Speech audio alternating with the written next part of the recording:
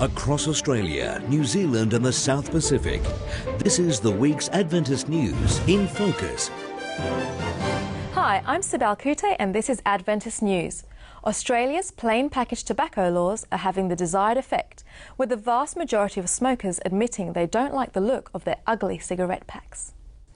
News.com.au reports that 8 out of 10 smokers are turned off by the graphic health warnings featured on the packs. According to the British Medical Journal, the number of users worried about their smoking has also doubled in the past 2 years since the plain packs were introduced. A recent study by the Cancer Institute also shows a 78% increase in calls to quit line since the launch of the plain packaging laws in December 2012. Look, when I started running stop smoking programs back in the early 70s, I wouldn't have dreamt that we could have made such progress. A whole lot of little things have added to it. The tax on cigarettes, the health warnings on cigarette packs, the plain paper packaging has all contributed to outstanding results in this part of the world. Recently I travelled in Asia, Europe, and it comes back to you again just how many people are smoking. So we're delighted with the progress that's being made. More than 5,000 campers have joined 700 local residents in the village of Efoghi along the Kokoda Track to celebrate 100 years of Seventh-day Adventism in the region.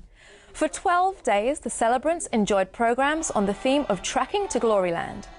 5 flame runners, grandsons of the original pioneer missionaries, spent 3 days carrying torches from the south end of the track to Efoghi.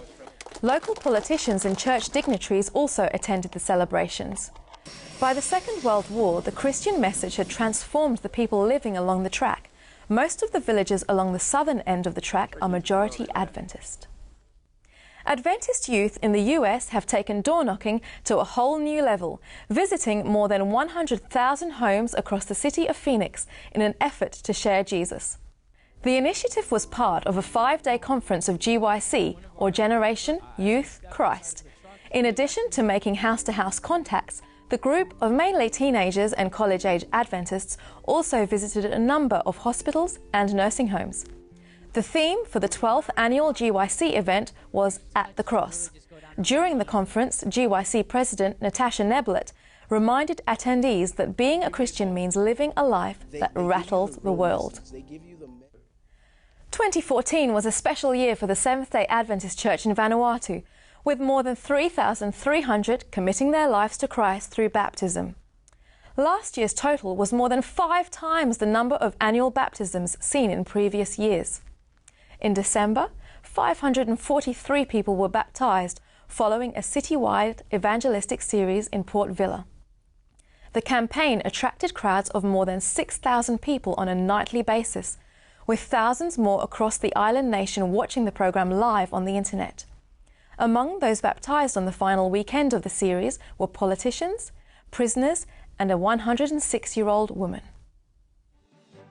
And that's the news for this week. Remember, you can watch the full half-hour program online at record.net.au or on Hope Channel, Australian Christian Channel, or Digital 44 in Adelaide. In this week's program, calls for Pakistan to be banned from the Cricket World Cup. And we find out more about the real Noah's Ark. Well, I've become fully convinced because of all the research that I've done. Oh, it's built your faith as well. It has. Thank you for joining us. Have a safe and blessed week until we see you next time on Record Adventist News.